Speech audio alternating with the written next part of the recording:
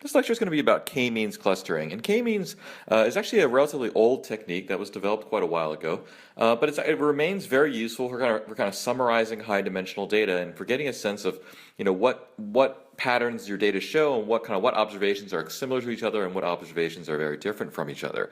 So we're going to talk a little bit about how k-means works and show what it can do for you.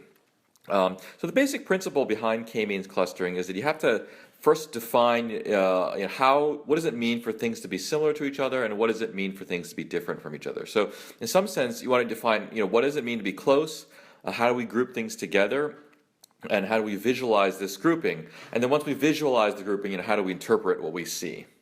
So I think the most important thing is to define what do we mean by close. So we need a distance metric to define what it means for two things to be close together, because depending on the context, two things could seem close but not be very close, and then in a different context you could have a totally different meaning of distance.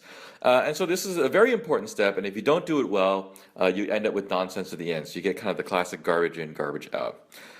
So the couple of traditional distance metrics in statistics are having a notion of continuous distance, which is like a Euclidean distance. So this is like the straight line between 2 points. Another continuous measure is basically like a correlation similarity between, let's say, two variables, and so you can see how correlated they are or how similar they are. So highly correlated points would be very similar. And then another distance is called the Manhattan distance, and this is we'll talk a little bit more about this a little bit later on. So you need to pick a distance or a similarity metric that makes sense for your problem. So k-means clustering is a way of partitioning a group of observations into a fixed number of clusters. And so the idea is that you have to say beforehand how many clusters of points are there. So for example, if you have 100 observations in your data set, you might think that they could be neatly divided into, say, 4 different groups. Okay, so you have to have a sense of how many clusters there are first. And then each of these groups is going to have a centroid, right? So it's going to be like a center of gravity around which each group kind of gathers. And then once you have these centroids, we kind of assign each of the observations to each of these centroids, and that's how we do the group kind of assignment. And so the basic approach is to kind of pick the algorithm for running k-means is to kind of pick a centroid, assign all the points to the centroids, and then maybe recalculate the centroids and reassign all the points. You kind of iterate back and forth until you reach a solution. And so the things that you need a distance metric, you need a number of clusters, so a fixed number of clusters that you have to specify beforehand, and you need an initial guess as to where the centroids are. And often you might just pick some random points just to start the algorithm in terms of where the centroids are.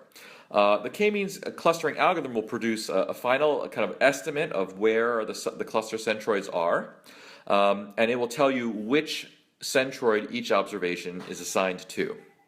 So here's a quick example of how you might use the k-means clustering algorithm, and I've generated just some random data here that are in 2 dimensions, so it's easy to visualize.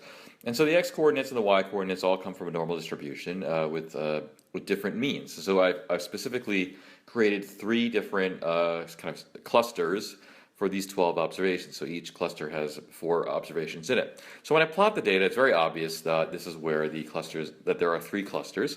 I put labels on each of the points.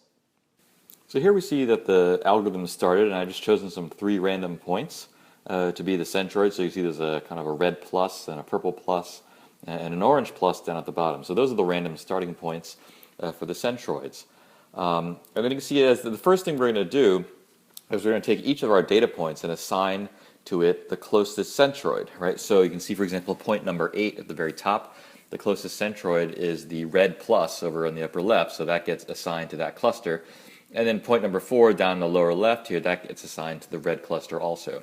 And then the 3 points 1, 2, and 3, they get assigned to the orange plus, they're in the orange cluster.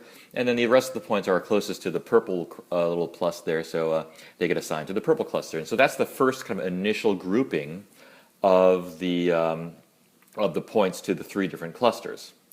And then the next thing we're going to do is we're going to recalculate the centroid. So now we have the cluster definition. Every point is assigned to a cluster. We can recalculate the centroid. So, for example, by taking the mean of that cluster. So now you can see that the purple plus has moved slightly to be in the middle of that cluster. The red plus is moved a little bit to be in the middle of that cluster, and the orange one is now in the middle of the 3 orange dots. And so the cluster centroids get recalculated. And then you kind of repeat the process again. So you take each data point and you say, okay, well, what cluster centroid is it closest to now? And you can see that point number 4, for example, used to be in the red cluster, but now it's closer to the orange cluster, so it gets reassigned. And then you see, for example, point number 7 is now closer to the red plus, so it's in the red cluster. And then when you recalculate the centroids from this, we see now the centroids are kind of moving towards each of the points. So you can see how the clusters are kind of forming as we go step by step.